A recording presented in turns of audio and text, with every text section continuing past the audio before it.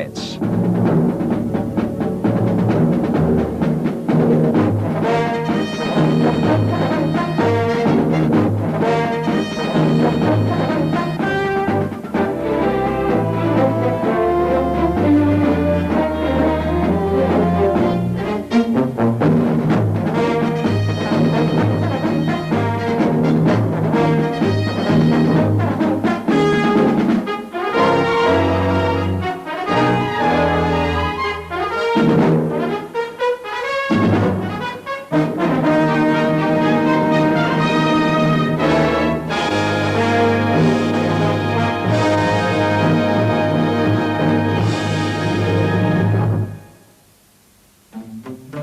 Football has always shone with exceptionally talented stars, household names like Sir Stanley Matthews, but their off-pitch activities were hardly glamorous, even if they did enjoy the odd drink. A week before we were due to play, used to go play golfing, used to go for lunch every day, and then play golf in the afternoon and then have brine baths. Hardly the stuff of today's tabloids. But in the late 50s, a new era of celebrity was ushered in by a supremely gifted youngster who'd become a star and scored 100 goals before he'd even turned professional. The media circus was now up and running.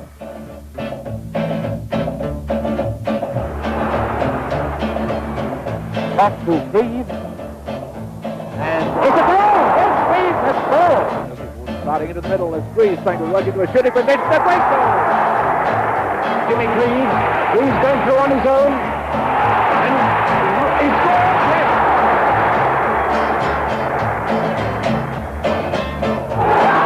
Very, very fine goal indeed by Greaves. Jimmy Greaves was an international superstar. Leaving for a new career in Italy, he played his last Chelsea game in April 1961.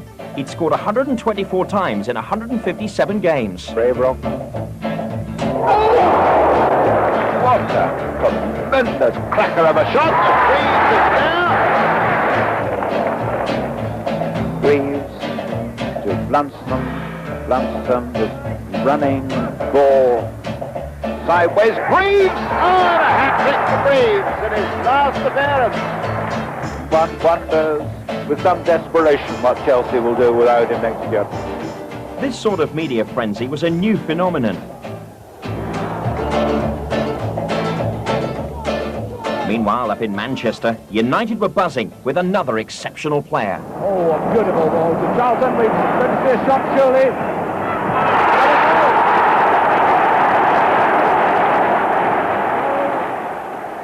Douglas.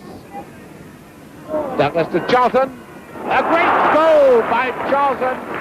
Oh, that's a typical Bobby Charlton goal.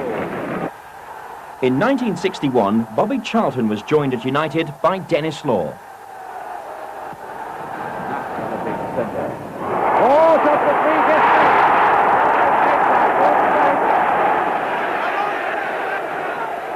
kick. Law was a new kind of soccer star, cocky and charismatic, as lively off the field as on it, and not averse to the odd tipple or two.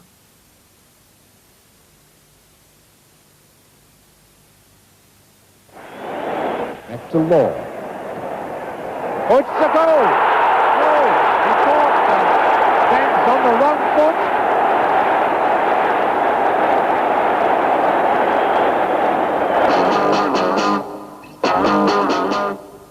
The stage had been set for a teenage phenomenon. George Best was soon creating goals for Charlton and Law. You really got me going. You got me so I don't know what Charlton to Best. Third and Law in the middle. Working on the penalty. There's Law, and it's 3-0. Beautiful goal by Law. And scoring a few of his own.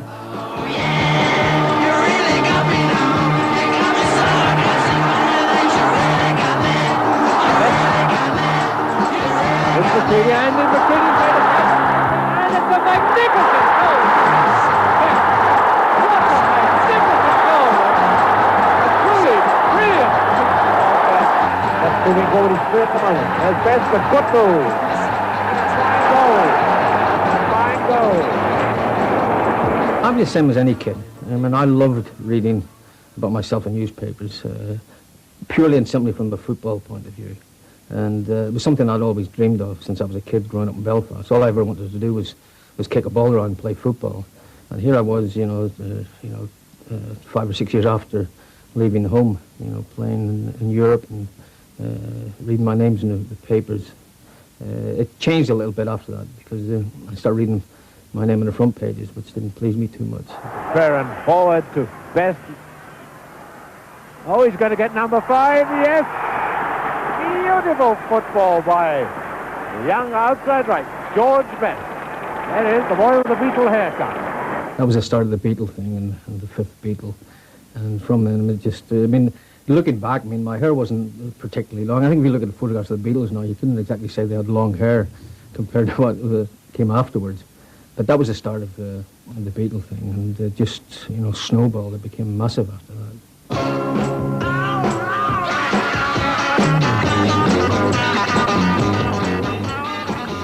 George was not just a supremely talented footballer.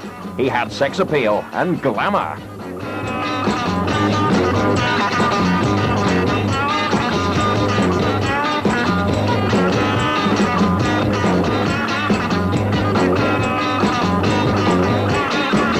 Soon, he even had his own clothes boutique. I was doing, as I said, a lot of modelling, and the fashion world was changing, so I figured it was the obvious thing to go into. So I got involved with a guy who had been in the business, who became a good friend, and it was more a hobby. And it was the afternoons I spent in there, just chatting. Friends come in, and never made any money out of it, but it was just nice. I think it was just because I knew some girls were going to come in. And we started off men only, we changed that quickly to mixed. And while George's popularity exploded, United just kept on winning. Murdoch won't commit himself against this fellow Best now. Oh, a great chance for coming! A goal!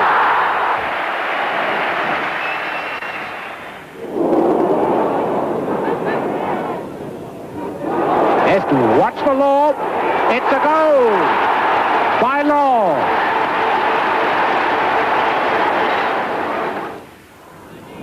Clara. Best. How about that? Law.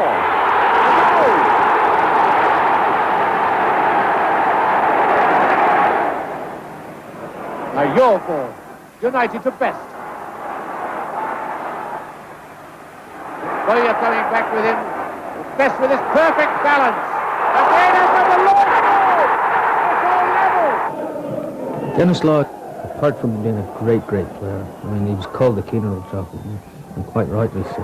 He was a genius, different class, and you talk about characters and people wanting to pay money to go and see someone. He was probably the first, as far as I'm concerned. But George's celebrity went beyond anything that had come before.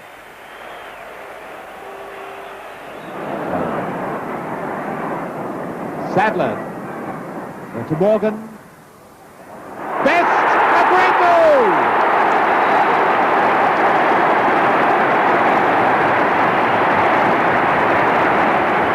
And Best has done it again.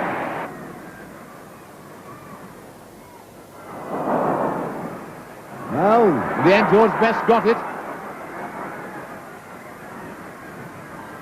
It's almost frightening what he can do. And another goal! A great goal! Scored by Kidd, but made by this genius, George Best.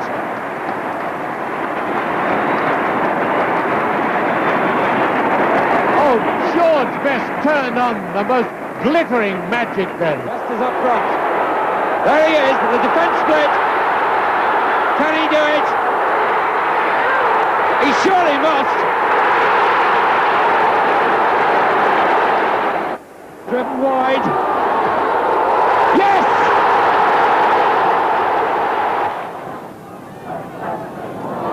Charlton. Best!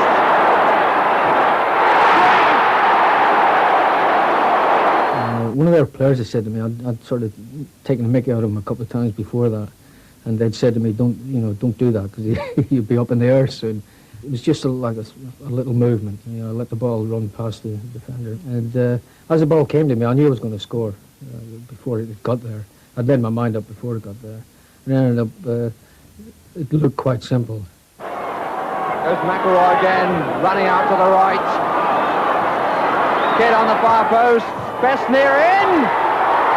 And still he made it. Gabriel trying to get across, but still he made it, George Best. But off the field, all was not well. Tommy Docherty was in charge when I left, who I didn't get on with, so I just I did what I thought was the unthinkable. I left Manchester United, decided to take a break and decide what I was going to do. So I went off to Spain for a couple of months just to try and clear my head, which wasn't the smartest idea because obviously the press were chasing me. So my time away thinking was ended up being hounded by the press for a couple of months. As the enormity of quitting began to sink in, George approached his newfound leisure time with all the intensity he'd brought to his football. He'd actually suffered a thrombosis in Marbella. Now he was building up a collection of Miss Worlds in an endless round of boozing, nightclubs and sex.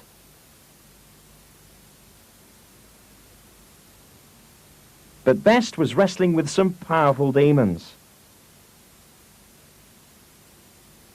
I went throughout the bad times, but drink came afterwards, really. I mean, serious drinking. Some players wake up in the morning with nothing to look forward to. When he was jailed for 2 months for skipping bail on a drink-driving charge, it seemed that the George Best fairy tale had turned into a nightmare.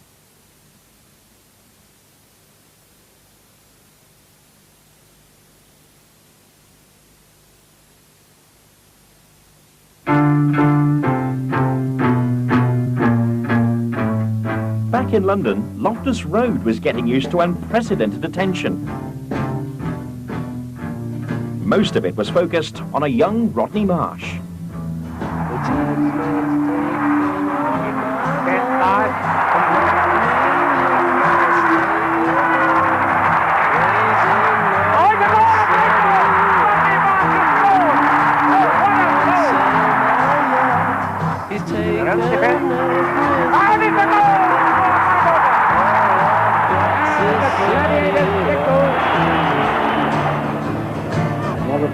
Fortunate to have a second chance. Almost three. Live this life of luxury, blazing on a sunny afternoon. I wasn't married at the time. I was courting my wife, and I said I've been offered a job at Queen's Park Rangers, and she said we're not going to move to Scotland, are we? And they were unknown. Well, by the time I'd been there for 7 years, and we'd won the 3rd Division Championship, we won the League Cup, I'd played for England, scored 44 goals in one season, won the 2nd Division, got into the 1st Division, and the crowds went from about 3,000 to almost like 30,000. QPR were a big team. This is Leach. McCulloch. Marsh. Yes. 1-8. Right on half-time. Clements. Nobody there. It's still Rodney Marsh gone up, and that will be a penalty. No question. Docherty waited too long and then brought Marsh down from behind. And now the interesting thing will be who is going to take the penalty. Rodney Marsh going to take the penalty, which could make his 15th goal in the league, his 19th in all competitions.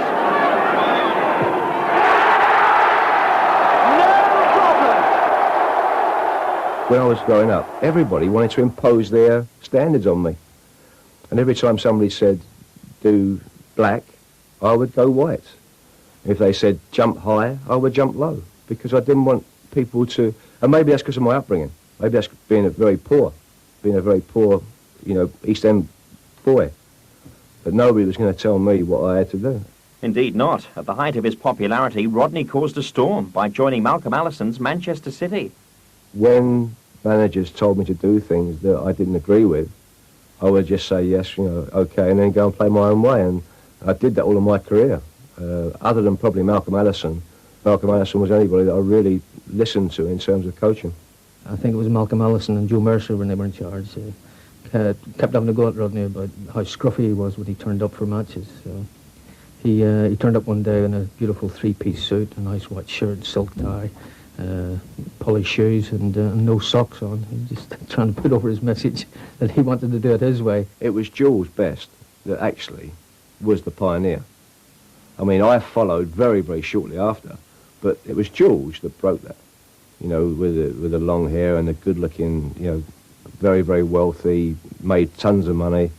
Everybody wanted to be seen with Jules Best, and you know, models and actresses and film stars, and you know, and we all got carried along on the George Best coattails. Well played, Bell, and driven across by Bell, and there's Marsh.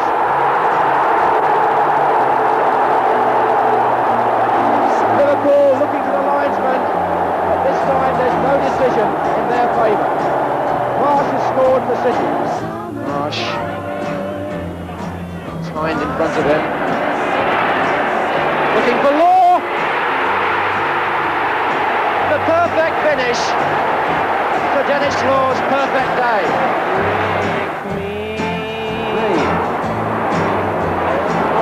Oh, how did he make that? The man scores!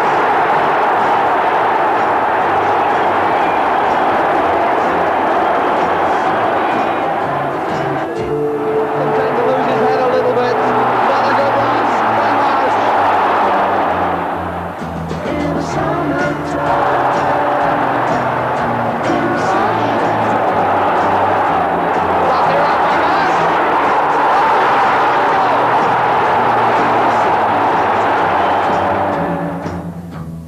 But like Best, Marsh found life in the public eye was not always easy. I found it very, very difficult to live with the amount of volume of publicity that I got. And that's why I moved to America. I used to be very uncaring about people generally. And I was going through my life, and I got money, and I bought a lovely home, and I bought a lovely car, and then I did what I wanted to do and flew over the world and did everything I wanted to do. And everybody that I came across were bit players that came in and out, and I discarded them as people. And Willie Donachie really held up a mirror to me and said, "This is what you're doing wrong. I want you to read a book." And the book that he gave me was Siddhartha by Hermann Hesse. It's not so much of faith as it's been enlightened to life. And I feel now that I'm very much, in my mind, I'm at peace with Rodney Marsh, the person, where I didn't used to be. Returning from America, Best and Marsh were finally united for a glorious swan song at Fulham.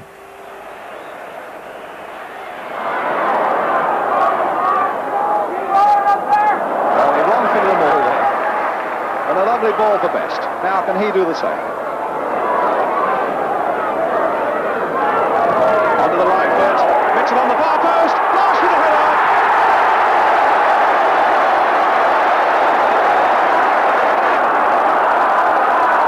Now it's John Evanson for Fulham.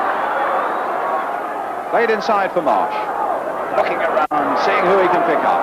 Decides to go one in. Oh my goodness, what a goal! Oh, what a tremendous goal by Marsh!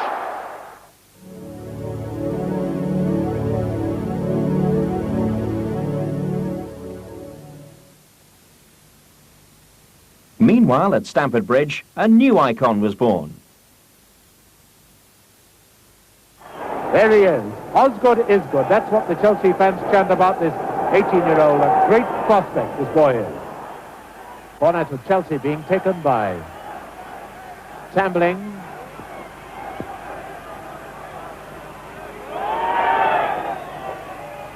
McGinnis, an equaliser. Scored by Osgood.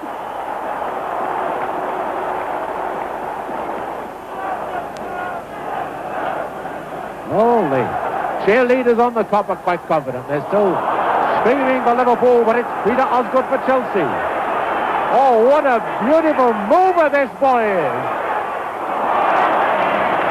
What a beautiful run. It was a tremendous team to play in, and it was a fun team to play in. You know, we really looked... People say there's too many games these days. God, I didn't like the training. Just give me like 3 games a week and it would have been smashing, you know. Since scoring twice on his debut, Peter Osgood had been strolling past defenders like they just weren't there. Disaster struck in October 1966 when Ozzy suffered a painful leg break at the feet of Emlyn Hughes. When he returned, Osgood had gained 2 stone, but it didn't seem to matter much. Osgood. What a good goal!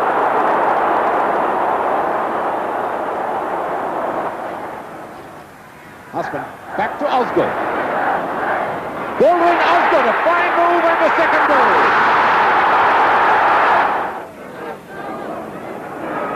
Webb. Osgood. That's 2-1.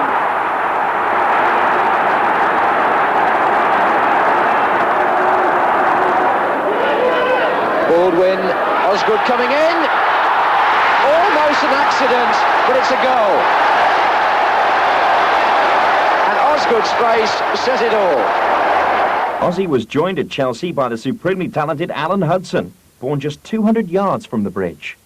It just all come right at the same time. It was quite unbelievable. I mean, we could have played anybody in the world, man, and we had that belief. Huddy was one of the greatest players I've ever seen and ever played with. I mean, tremendous play. The only thing Alan lacked was scoring goals, you know. I mean, his vision, his touch, you know, he could weight a ball, he could hit a long ball. We used to have all our team meetings in the pub, really.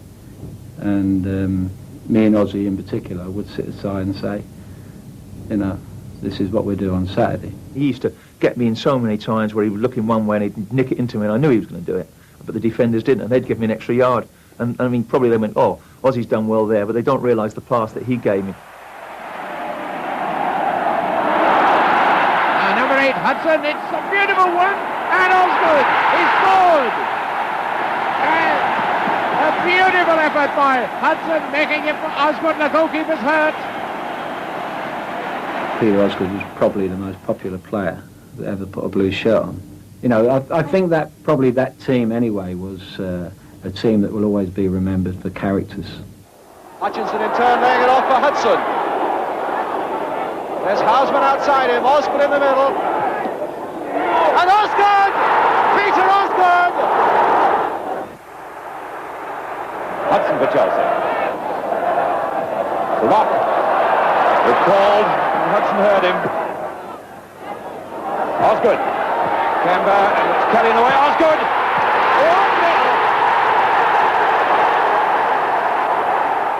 1-0. But it was all too good to last. It was another one of Dave Sexton's ideas that we were drinking too much instead of putting, you know, all the hard work in training, which he said. He called me in on the Monday and he said, I'm going to make a couple of changes. I said, oh, right, fine. He said, I'm dropping you, Alan Hudson, and somebody else. I said, you're joking, I've gone from captain now to being dropped. We said if we're playing in the reserves tomorrow, we'd like to train with the reserves, if he doesn't want us in the team. Well, he said, you don't want to do that. He said, you might as well go home now. I said, fine, I'll go home. That's what happened. Peter Osgood just said, you know, I'd like to move. You know, I want to get rid of you. I want to get out of the way of you. Because he was driving us mad in the end, Dave Sexton. And Dave and I just said, I want the same, really, you know. That night, I went with Alan and we went up, had a couple of beers together. In the Evening Standard, Osgood and Hudson asked for transfer. Hudson left for a colourful career with Stoke City and Arsenal. We got sent home from Australia, yeah, which was good fun.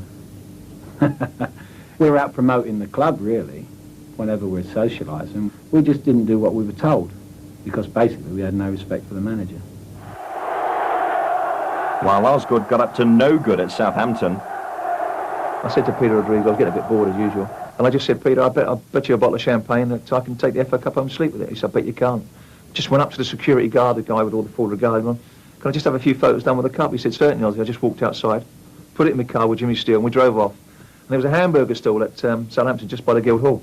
And I had to drive up, and I was a bit hungry, and I thought I'd get a coffee and a burger. And there was a big load of lads there, and all recognised us. Ozzy, oh, great, winning the FA Cup. So I got it out, and they were all drinking coffee and tea out of it. I mean, it was tremendous. They couldn't believe their eyes, like, you know. But it was a true story, yeah. I took it home and slept with it. Not many people can say that. Now reunited at Chelsea, the pair are still raising hell today, most recently taking on the coaching staff of Middlesbrough. 1, 2, 3, 4, 5, 6.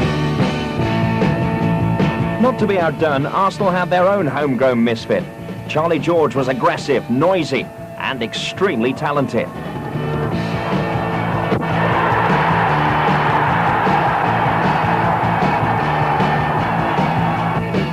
Some will be going for it together. Kennedy, good header. George. Oh my word!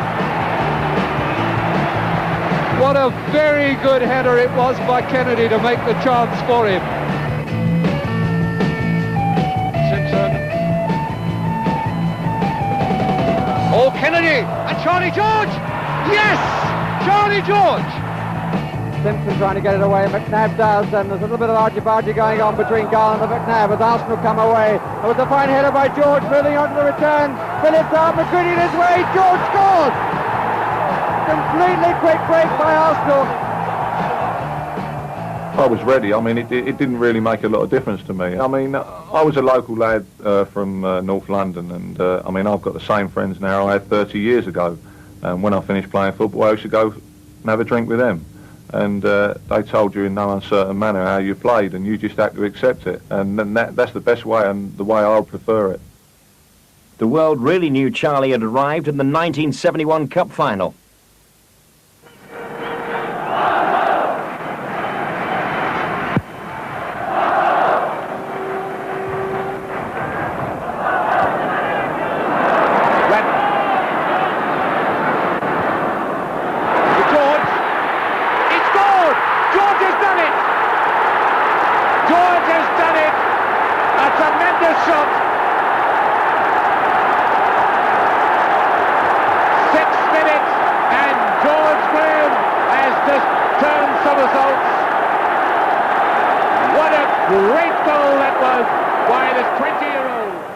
Having won the Cup for Arsenal, he nearly repeated his feat the next year.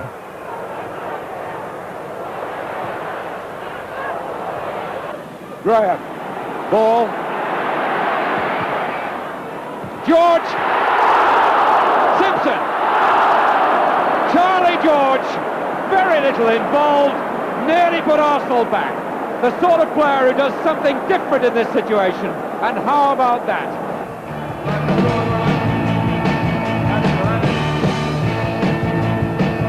But Charlie's fiery talent had a habit of exploding out of control.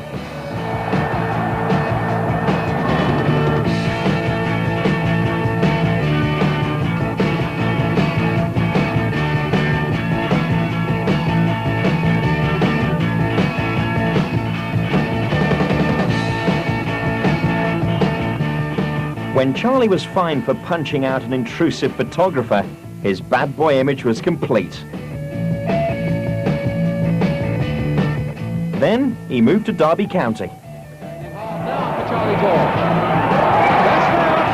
Charlie George has done it.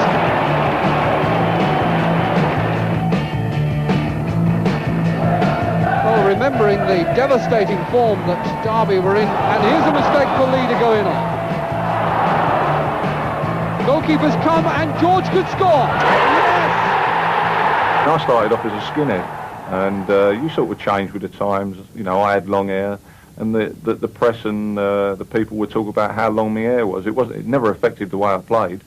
Then I had a perm, had curly hair, and as you can see now, there's not much hair there now at all.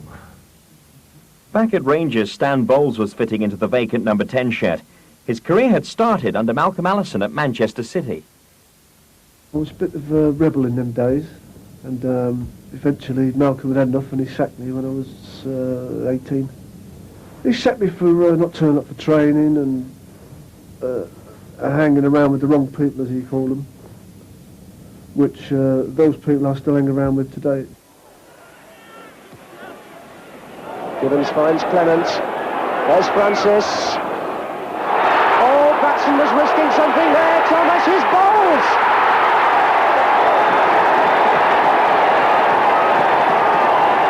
Bowles going down the right, there he goes. Only Gibbons in the middle. Clement moving through, Bowles. Very good try indeed. And that's some of the magic that the crowd love to see from Stan Bowles. Bowles. Very neat. Nasson to Bowles. Good running, it's Eastoe. Oh. Beautiful flick by Stan Bowles. Rodney had just left QPR. Rodney went to, ironically, Manchester City where I started off. And I came to QPR, and the number 10 shirt was a no-go area at QPR in them days. Because nobody wanted to wear it, so I just said, well, I'll wear it. I wasn't bothered. And fortunately for me, it was the best move I ever made. This is Francis. Touched by Abbott. Here's Bowles. Oh, yes, 2-1. Jennings must have been unsighted, I think. Fine shot, though, by Stanley Bowles. Bowles! Oh, beauty! Stan Bowles. This is Gibbons.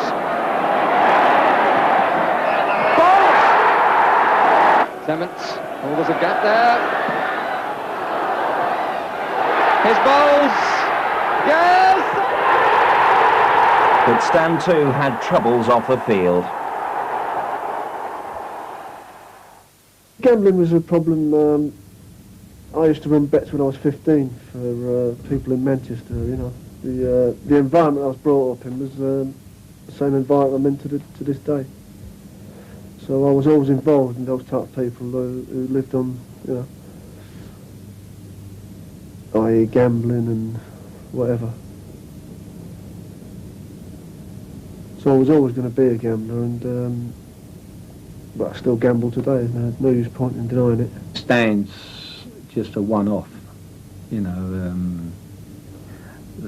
I mean, I'm a very good friend of Don Shanks, who was his right-hand man, and they go to the casino and play with a couple of other gamblers, and they'd sit down and play a game of cards with them, and they'd have the whole game fixed up, and Don would throw Stan a card, and he would say, like, he had a bad morning this morning, Phil Parks, and he would know that he's thrown in the ace, and he would mention, he said, how do you think I played Saturday, Don?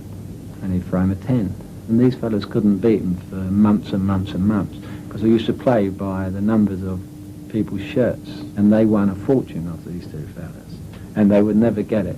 I was playing a game when I went to the Orient, and Jimmy Bloomfield, who was our manager at the time, he took the television out because I was watching the racing right up to the kick-off. So the only other way I could get round this was to Charlie Hassler, who was the groundsman at the time, said, has anybody got radio here? So they're waiting to kick off before the game, and there's only 10 men on the pitch. Of course, Jimmy's going mad, where's Stan, because he was a panicker, Jimmy Bloomfield. And I was in the corner of the dressing room, listening to the radio for the result of the 250. Corner coming with 20 minutes left. Just a quick check of the wind. Oh, and it was made to count. Peter Eastoe rushing to congratulate Stan Bowles. Finger up to the wind, clearly of importance. Stan took QPR to within 1 point of the 76 league title, and the fans adored him. I just started playing for the crowds. It's funny. 90-minute relief from the pressures of the week, if you like. Bloke come to me from the Daily Star, can't remember his name now, and he said, have you ever had drugs? I said, well, how much are we talking about? Money I'm talking about, not So he said, well, we'll give you £1,000 if you say you've had drugs. I said, well, you give me £1,000, I'll say I've smoked cannabis, and that's what I've done. Well, I hadn't smoked cannabis. So that was probably a way of me getting back at the press. The same as I've done another story later on, around about the same time. To get money, I said I retired. I said I was retiring. And I retired on the Friday. And then I'll come back on the Monday. But I got paid the money first. Stan moved to Brian Clough's Nottingham Forest. where he found a familiar partner in crime. I was only up there a month, but we had some great times, Stan and myself. We used to have a little drink when we was in Nottingham, and we had some right laughs, but I'm afraid I can't tell you about the laughs on the video. Me and Charlie stayed at the same hotel, the Albany Inn, and we used to go out drinking and do things together. Brian Clough asked me to stay for another month, and I said, no, you either sign me or I go. And he said, when I tell you to play centre forward, laddie, I mean centre forward. And Charlie went, well, go and f*** yourself. I said, well, should I? You never really saw that much of Brian when I was there. He didn't really do anything. He used to only come in at 10 to 3 on 10 to 3 before the game. Similar to what I used to do when I was at QPR. But I was in the betting shop. He was, I don't know, he was drinking, I think. Utmost respect for the man. Well, that's the way I could describe Brian Clough. He's all right when he's asleep. But I used to go back to London every weekend.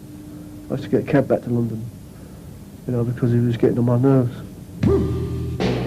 The next man to fill that famous number 10 shirt at QPR was Tony Curry, another purebred entertainer. He'd been canonised at his previous club, Sheffield United. Here he is in his earlier days conducting a fascinating duel with the young Rodney Marsh, the man who made that shirt so famous.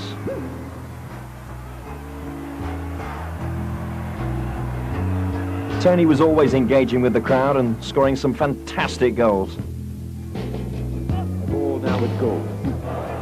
Curry was in the way. And Woodward kept it in and found Curry. Field and Kamak to the left. Still Curry.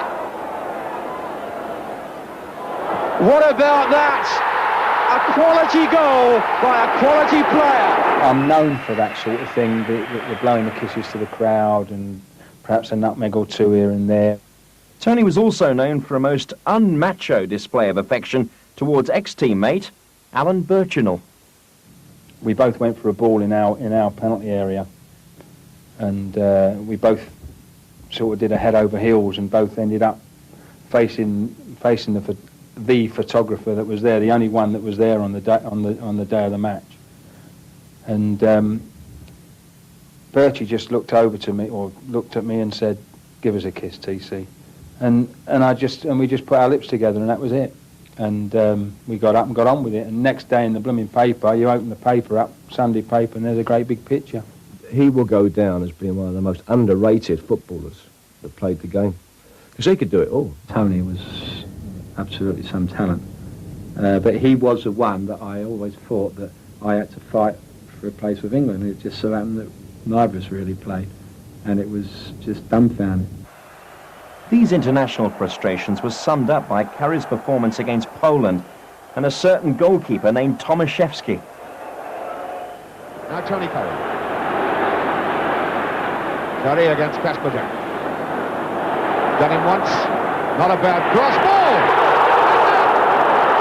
Tomaszewski lost that one completely. He was certain it was going behind. Has he done too much? Curry! It's just not coming off for England tonight, for Tony Curry in particular, but everything is flying for this goalkeeper, Tomaszewski. Tony Curry. And it's off the line, It was in the England training camp that Tony had his first encounter with another true misfit. We've all gone training in Poland, come back to the hotel, gone up to my room, and there in the room's Frank. He's just come in on the plane, obviously, and I think the first words he ever uttered to me was, he picked up this shirt and he said, "Do you like my Elvis shirt?" You know, that was my first meeting with Frank Worthington. Frank Worthington was the game's last great showman. His mission was to entertain. For club and country.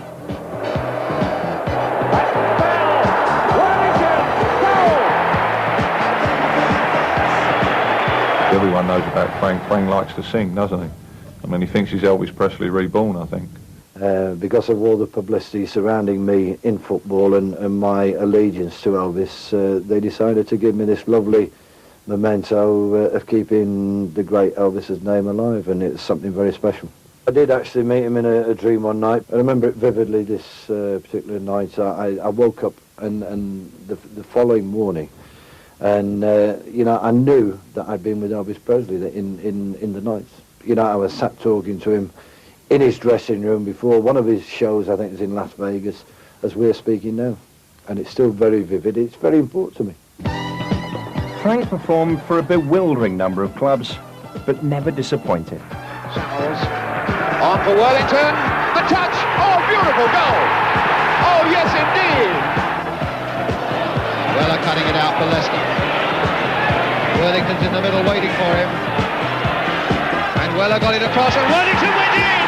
3-0! West Ham now just about 5 minutes away from what could be their first win of the season.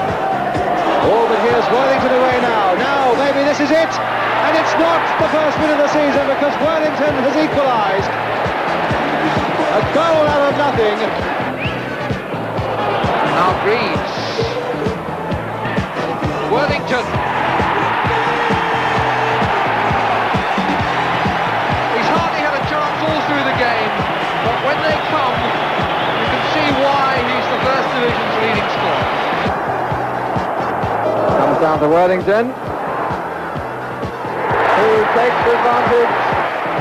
Frank was also known for taking advantage off the pitch. He had his own version of the Profumo scandal after a high-profile affair with Mandy Rice Davis. But it didn't affect his performance on the field. Was header, Gowling under it. Worthington now from Gowling's header, and Worthington, and what a beautiful Worthington goal!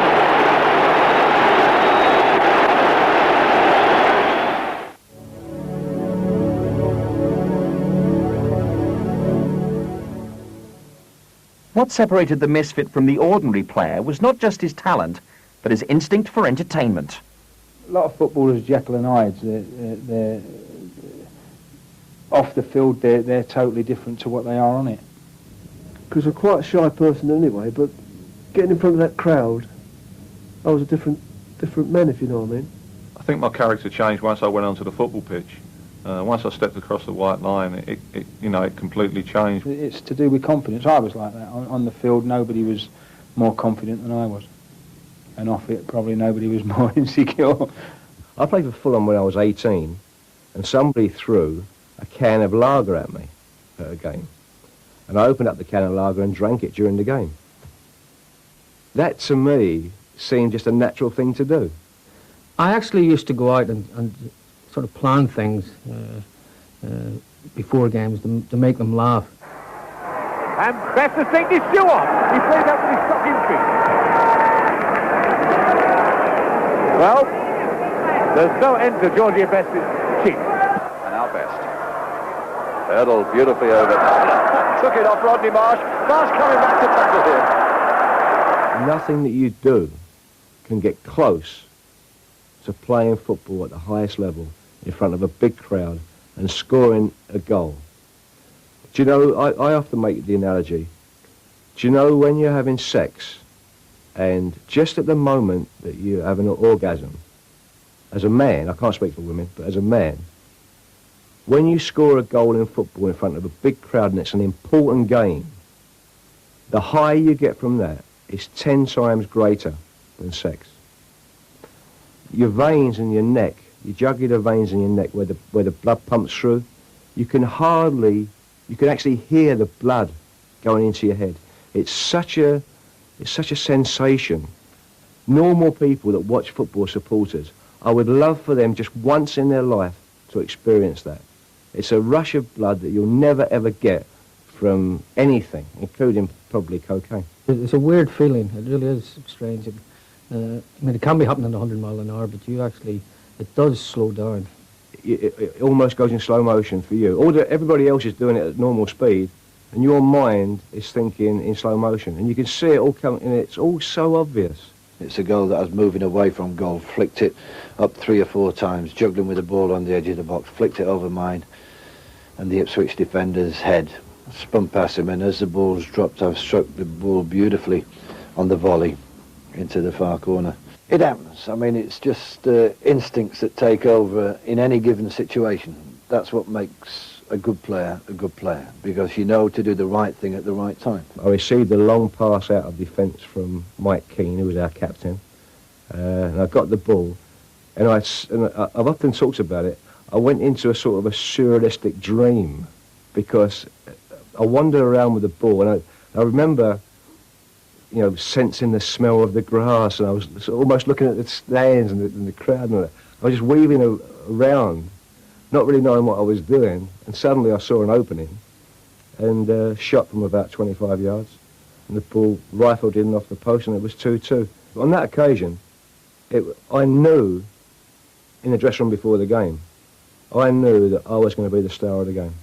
I absolutely knew that. I remember Eddie McCready trying to clear it, and I sort of blocked it. And it was funny because and Benetti was off his line and come out, and when it finally dropped to me, I knew I was going to score.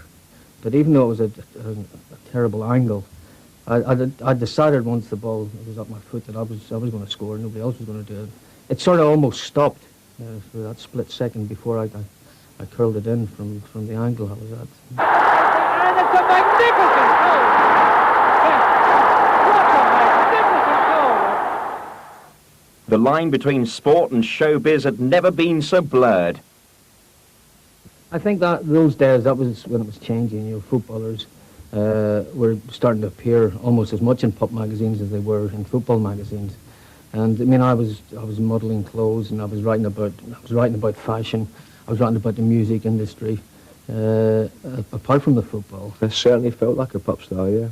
And I was treated, you know, everywhere you went, you know, I mean, you got into all the best clubs, you didn't have to wait at the door, everybody was there to take care of you and buy you things and presents, and there was women always around and groupies and all that. And you always find that the pop stars, they're all frustrated football players. And at the same time, the footballers are all frustrated pop stars. So there is an affinity there. There is a tremendous feeling, because we're all basically working class lads who've gone on and done well and made good for themselves in life. And that affinity is there, and it's something very strong.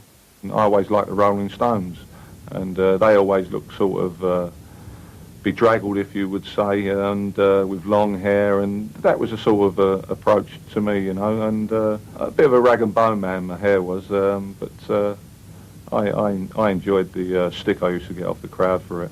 My idols were the Beatles and the Kinks. Obviously, footballers are always idolised, especially if they're a flair player. We all had long hair.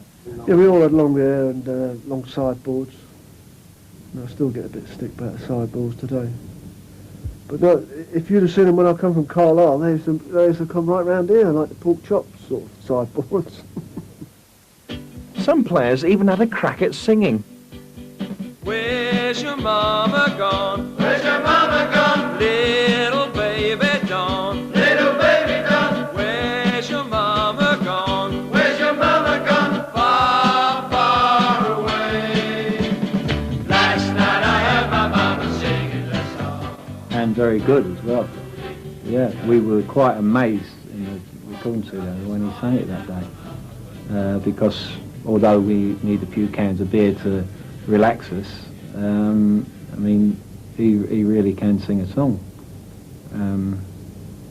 He was obviously diverted by the football. It was a bit of fun we had when we went to the studio, and we made Blue as the colour, which was obviously very successful. I think got to number 5, and we got beat by Leighton Orient, I think, in the quarterfinals. Otherwise, that would have gone to number 1 the following year.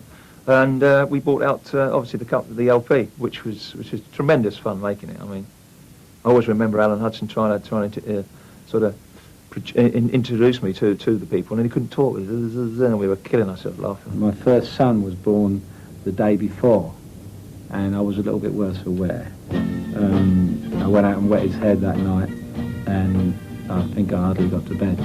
I went straight in the recording studio, and I think Peter Osgood asked if I'd leave because I was letting him down for the first time. But music wasn't the only distraction. These misfits were surrounded by women.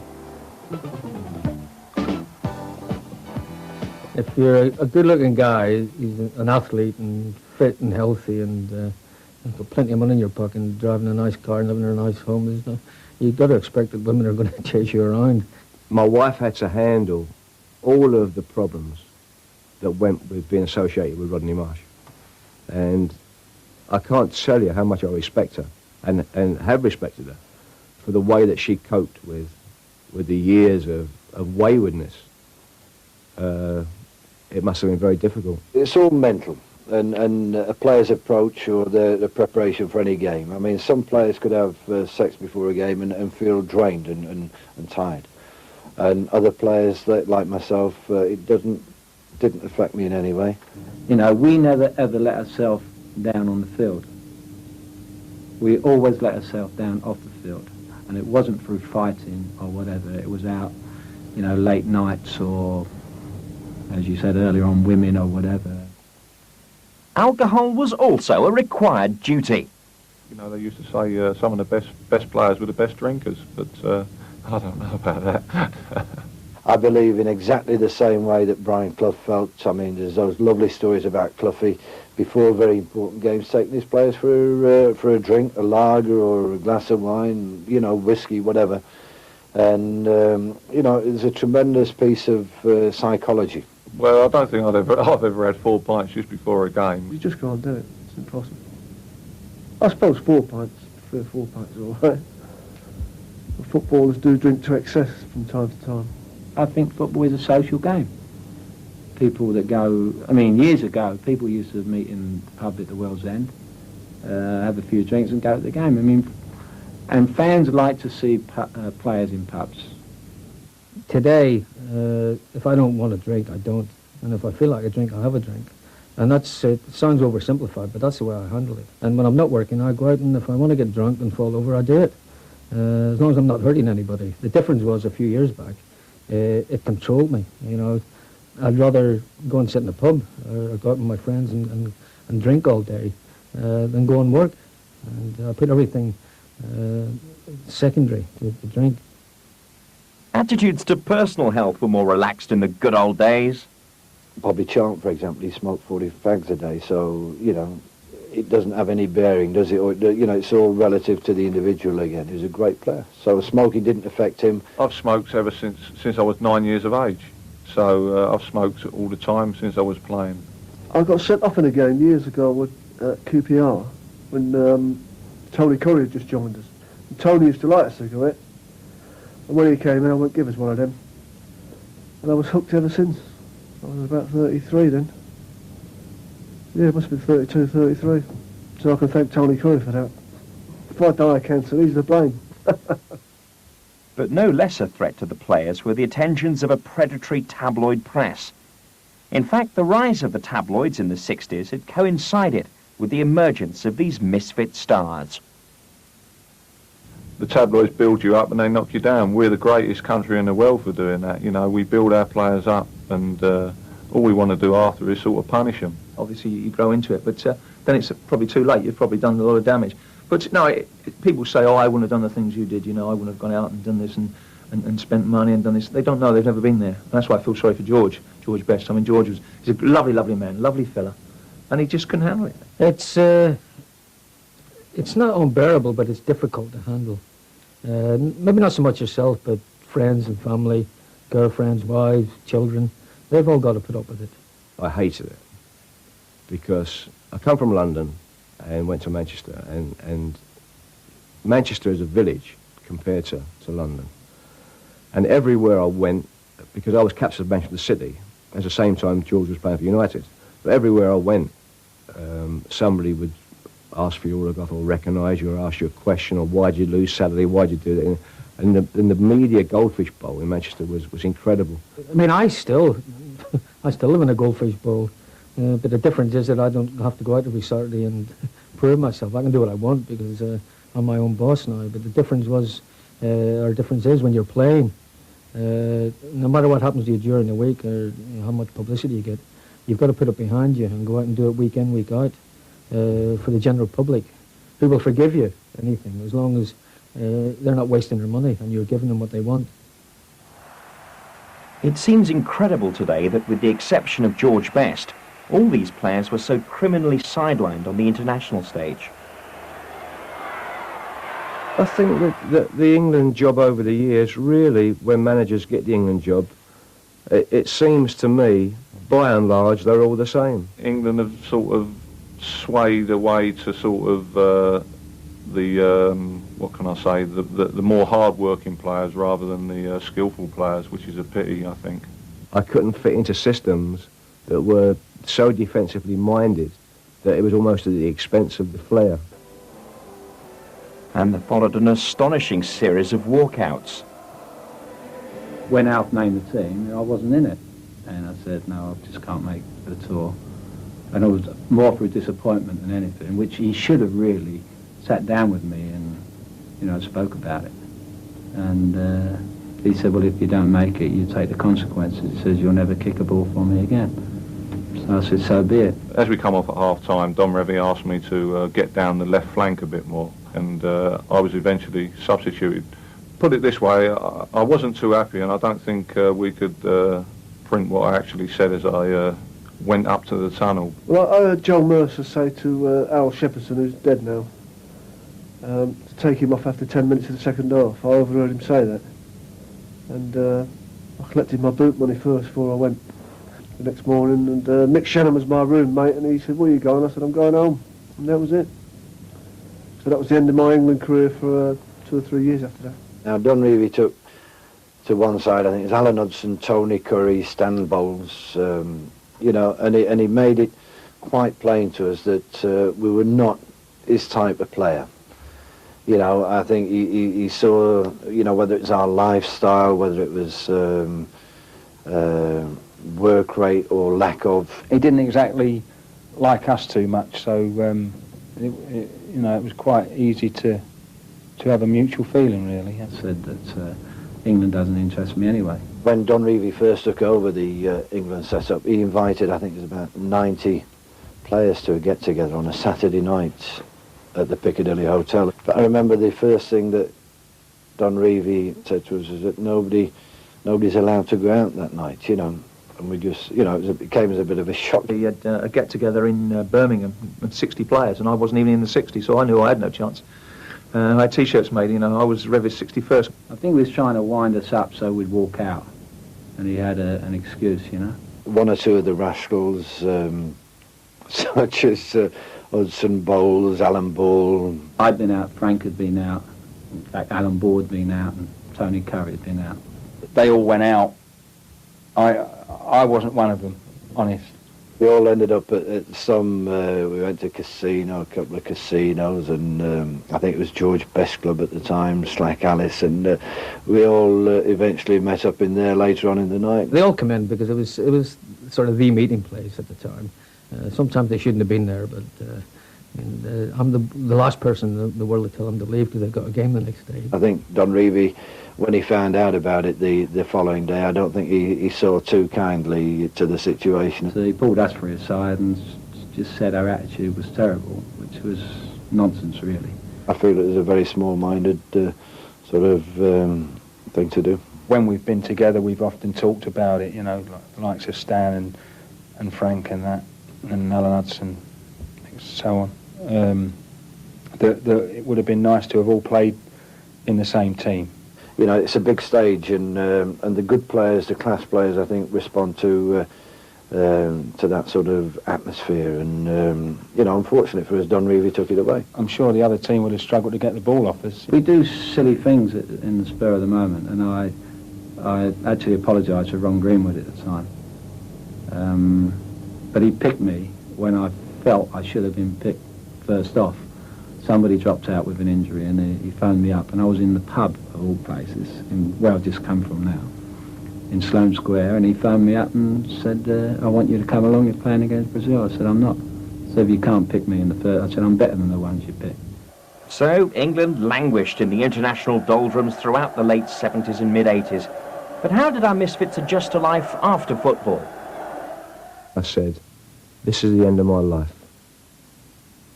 I know that I'm never ever in my life going to experience what I've had again.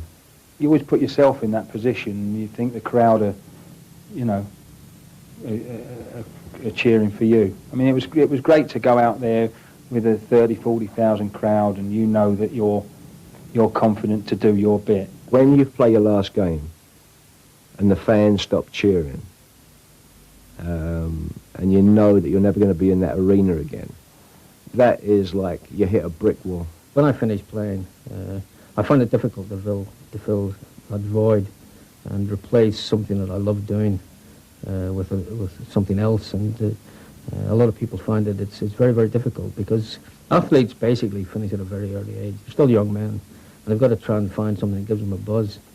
And a lot of them turned to drink, and I did. And a lot of them turned to drugs, or both. And I had a terrible time when I finished playing. It wasn't very difficult to me to adjust. I mean, I'm sort of down to earth, working class background, and it was no big deal for me.